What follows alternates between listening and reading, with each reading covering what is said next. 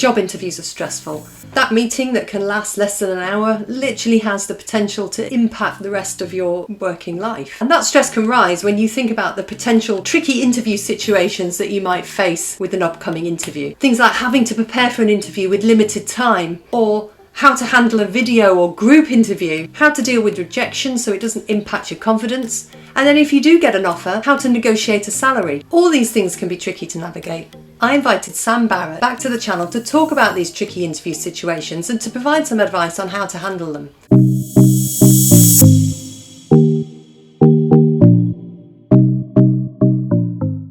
Sam's a former recruiter for the pharma industry who now works as a career coach and advises his clients on how best to prepare for interviews.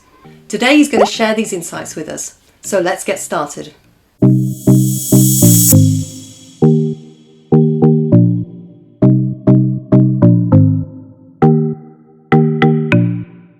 So in this scenario, I'm going to assume, just make a couple of assumptions. I'm going to assume you know who's interviewing you.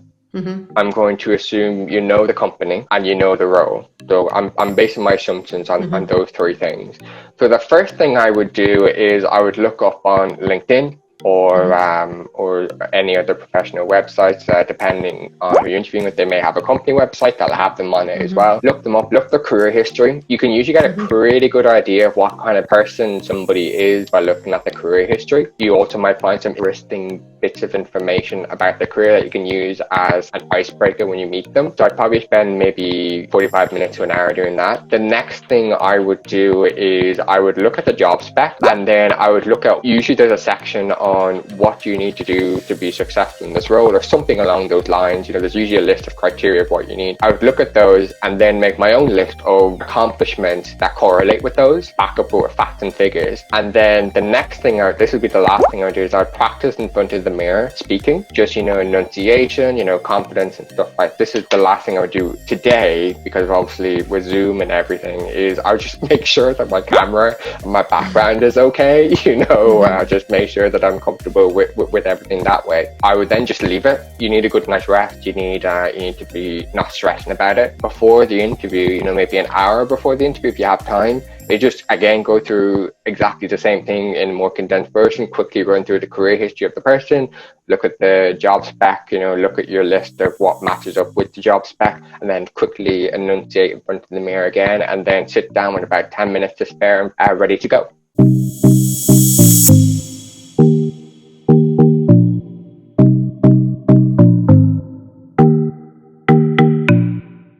You know, if you're living with people, I would then say make them aware that you're going for an interview. Make them aware that between this time and this time you're not to make a noise, you know, because you're having an interview. And if at all possible, you know, no streaming or anything like that, so you don't have to worry about, you know, Wi-Fi crashing or something like that. What I do as a little trick is, if I'm using my laptop as I am now, I would actually put on my camera app so I can see what the camera sees if I happen to be on Zoom or whatever. And then I just say, okay, you know, is it too bright? Is it too dark? I still haven't quite sorted out my lighting situation, but this is the best I can do at the moment. That, you know, the background is fine, it's nice and neutral, and the lighting isn't terrible. Depending on, you know, if you're using earbuds, if you're using Bluetooth earbuds, which I would highly recommend, make sure they're fully charged, you know, that they're operational. I always have a backup for, you know, just a wired headphone, you know, at a site, so if something happens to these, they just slot them in and just go straight from there. You know, you don't have to worry about it. Those would be the specific things I would recommend for video calls.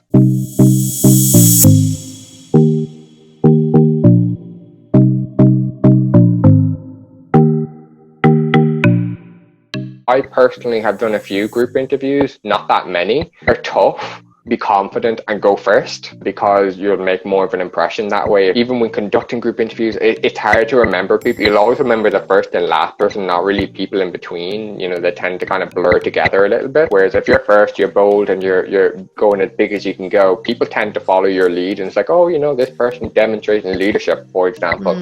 They are a bit tricky. One other thing that I've found that's sort of related, like, you know, technical interviews be very common in engineering, in IT, you know, where they actually give you a problem to solve. Again, that's more in the technical side, that's just your technical knowledge. But sometimes alongside that, they ask, you know, those soft skills questions. Oh, you've been given this problem, but while you're focusing on that, you know, how do you manage, you know, your time when you have to get this done as well, as an example. So they can be a bit tough that way, but that's how I would approach them. Be bold and be confident and go first.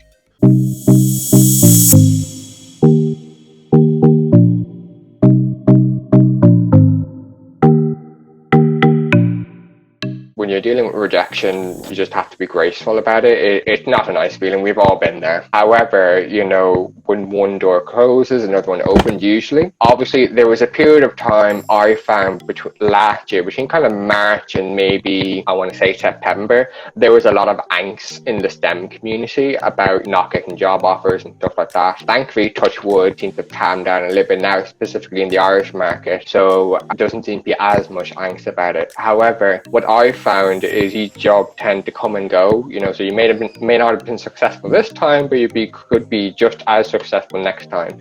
Because what I find is, it's not that you're bad, just someone else is better. So if that person is now working there and you're not competing against them for this job, you might now be the best candidate for the next round.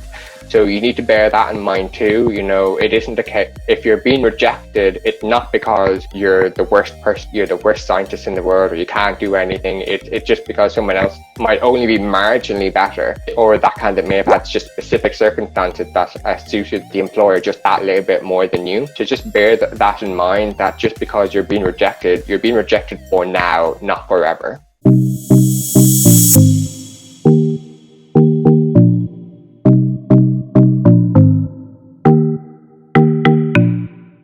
So I'm going to answer it as if you're negotiating for yourself, and also if you're being represented by a recruiter. The easier one is if you're being represented by a recruiter.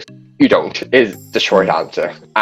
You just let the recruiter handle it. To give you a bit of, I suppose, a peek behind the curtain, a recruiter usually gets paid a percentage of what your basic salary is. So the higher it is, the more they get paid. So trust me, they're very vested in making sure you get a really good offer. Not always the case, but the vast majority of the time it is. Usually recruiters are very skilled negotiators as well. Again, not always the case, but usually the case. Probably have done a couple of negotiations that week alone, as an example. If you're being represented by a recruiter, you don't want to say a number in an interview, even if pressed.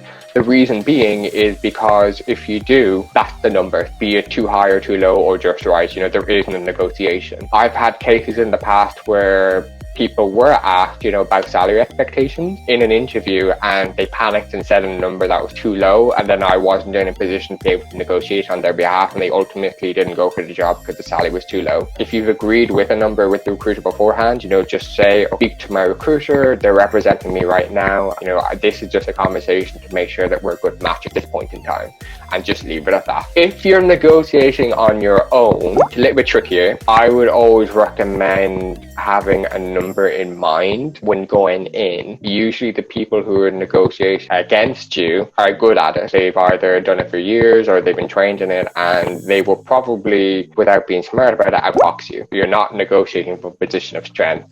So in that case, what I would say is, you know, again, thank you very much for your time. You know, I need some time to think about it. I need to think about the roles and responsibilities that you've just described for me, and I need to make sure that this is something that I'm, you know, that I'm able to do, that I can do competently, and then we can discuss remuneration then. So that gives you time to think, and you're not then put on the spot. Get yourself a bit of time, you know, because you don't want to negotiate on the spot. What you want to do is take a step back and really evaluate, you know, what the value of the role is to you and the company. There are a couple of ways you can do that. One is just, you know, go with your gut feeling, you know, go with what you understand the market to be like and what you need for your own personal goals and achievements in life. The other thing is to talk to other industry professionals who are actually doing the job among different companies, so you get kind of a breadth of experience that way, or a breadth of advice that way, I should say.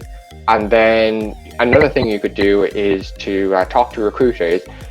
Recruiters will probably not be in a position for a prolonged conversation if you're at offer stage with a company that they're not representing. But what you can say is, you know, what kind of range should I expect for, this level of position with this level of experience, most recruiters will be more than happy to, give you a range, between 35 and 40k, for example, plus benefits, etc. And then once you have that information, then go back and you can talk with the company. I would recommend avoiding email. You need to talk to them on the phone if you can. It's much easier to negotiate on the phone. It's much easier to kind of gauge how somebody is reacting to what you're proposing. The key to negotiation is the confidence to say your piece and stop talking. You say what you need to say, you stop. You listen to what they have to say and you respond, and then you stop. When people are nervous, people tend to overspeak. Just stop and listen to what they have to say. And I guess you can negotiate not just on the base salary, right? You can negotiate on the bonus percentage and on other things. Exactly. It very much depends on your own specific circumstance. Obviously, as a recruiter, I would have been very much focused on the base salary, because that's where my fee would have come from. But, obviously, depending on your own specific circumstance, for example, if you have young kids at home, you may want to work, 4 days a week, because we're finding more and more we're placing value on more than just money, stuff that we literally can't buy, stuff like time, health and stuff like that. Sam, that was brilliant. Thank you so much for those insights. I'm sure people will find them really useful when they go for interviews. So really appreciate it. Thank you. No worries at all. Thank you very much for your time as well, Vicky. If you've enjoyed this content and you want to learn more about some of the things you can do to help you secure a job after your current academic position while still positively affecting your research work, then head over to my site. I've got a free download that can help you with this and offers some great suggestions for you to prepare for a job in industry after your current academic position.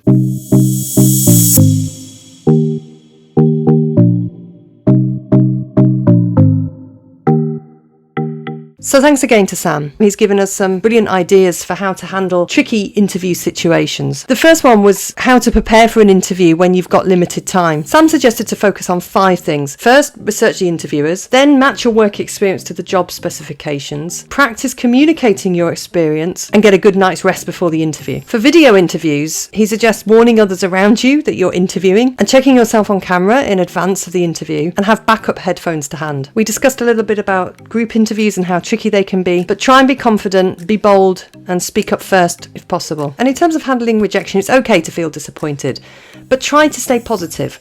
Remember, a no for now is not a no forever. And finally, in terms of negotiating an offer, if you have a recruiter representing you, leave it to them. But if you're negotiating yourself, it's important to have a salary figure in mind and try to avoid negotiating on the spot. Buy yourself a little bit of time. But when it comes to the negotiation itself, try to do so over the phone. And remember, you can negotiate on more than just the base salary.